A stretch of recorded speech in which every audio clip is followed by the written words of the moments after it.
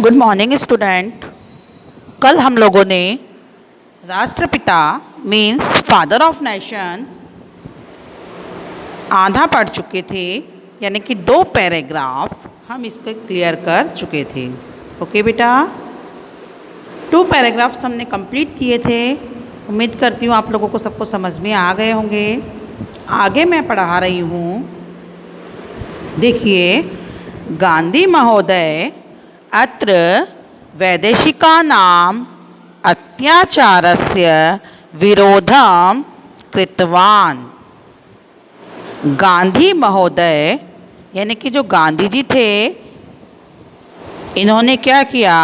गांधी महोदय अत्र यानी यहाँ पर, इन गांधी जी ने यहाँ पर क्या किया बेटा?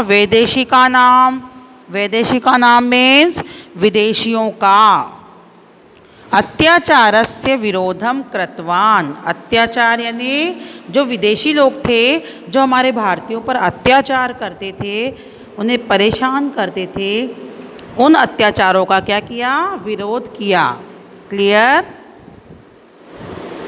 कृतवान यानी किया। ओके।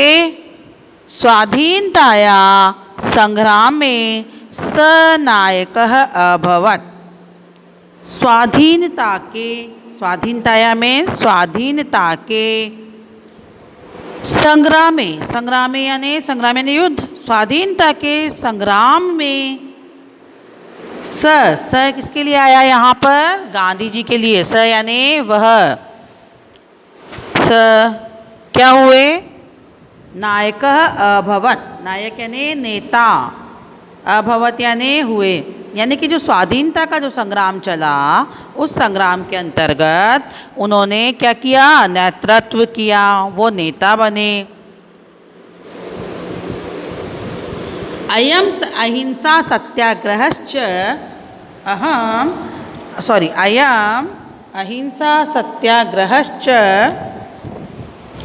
अवलंब्य स्वकर्म क्षेत्रे संलग्नो बभूव। देखिए क्या कहा कि यह अहिंसा और सत्याग्रह का सहारा लेकर, अवलंबे यानी लेकर के, सत्याग्रह और अहिंसा का सहारा लेकर के इन्होंने क्या किया कि अपने कार्य में संलग्न हो गए। ठीक है, आगे देखो आप। अस्माकं देश तस्य कठोर प्रयत्ने अस्माकं देशः स्वाधीनः अभवत्। उनके कठिन प्रयत्नों से, कठिन प्रयासों से, परिश्रम से हमारा देश क्या हो गया? स्वतंत्र हुआ। ठीक है, यहाँ तक क्लियर हो गया? आगे देखिए आप। अस्य महोदयस्य जीवनं सरलम आसीत्, परम तस्य स्वभाव उदात्त, दृढ़तर, धैर्यशील, दयाशील, अध्ययनशील च आसीत्। यानी क्या कह रहा है बेटा ये? कि उनके कठोर प्रयत्नों से हमारा देश कैसा हो गया था? स्वतंत्र हो गया था। अस्य महोदयस्य, ये महोदय या इन महोदय का जीवन कैसा था? सरल था। सरलम आसीत्, सरल था। परम तस्य स्वभाव उदात्त, किंतु उनका जो स्वभाव था, वे स्वभाव से कैसे थे? ऊंचे विचारों वाले, है ना? ऊंचे विचारों वाले, दृढ़ निश्चयी, धैर्यवान, दयालु तथा अध्ययनशील थे। क्लियर? यहाँ तक क्लियर हुआ बेटा आप लोगों का? इसके बाद देखिए आप, समस्त या सर्वे भारतवासी न एनम परस्परम स्नेहेन बापू इति कथयन्ति। सभी भारतवासी इन्हें प्यार से बापू कहते हैं।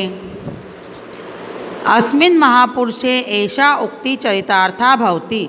इस महापुरुष के पर ये कहावत सही सिद्ध होती है। कौन सी कहावत? शैले शैले न माणिक्यम मौक्तिकम न गजे गजे, साधवो न ही सर्वत्र चंदनम न वने वने। कहने का मतलब है, शैल अर्थात प्रत्येक जो पत्थर होता है, पर्वत पर माणिक्य मैंने मणि प्राप्त नहीं होती है। यानी कि प्रत्येक पर्वत पर क्या होता है, प्रत्येक पर्वत पर मुक्तामणि नहीं मणि प्राप्त नहीं होती है। और मौक्तिकम न गजे गजे, और प्रत्येक हाथी में मोती नहीं पाए जाते हैं, अर्थात मुक्तामणि नहीं पाई जाती है। साधवो न ही सर्वत्र, उसी प्रकार न सज्जन व्यक्ति हर जगह मिलते हैं, और चंदनम न वने वने, और प्रत्येक वन में चंदन के वृक्ष नहीं होते हैं। अवश्य में बापू एतस्मिन संसारे अविस्मरणीय, वास्तव में जो बापू हैं वो इस संसार में भुलाने योग्य नहीं है। दोबारा बोल दूँ बेटा एक बार इसका पूरा का अर्थ। ये कह रहा है कि गांधी जी ने हमारे यहाँ पर विदेशियों का विरोध किया था, स्वाधीनता के संग्राम में वे नेता बने थे, अहिंसा और सत्याग्रह का सहारा लेकर अपने कार्य में वे संलग्न हो गए थे, और उन्होंने अनेक कठिन प्रयास करके हमारे देश को स्वतंत्र करवाया था। इन महाशय का जीवन सरल था, परंतु वे स्वभाव से ऊंचे विचारों वाले, दृढ़ निश्चयी, धैर्यवान तथा दयालु और अध्ययनशील थे। सभी भारतवासी ने प्यार से बापू कहते थे।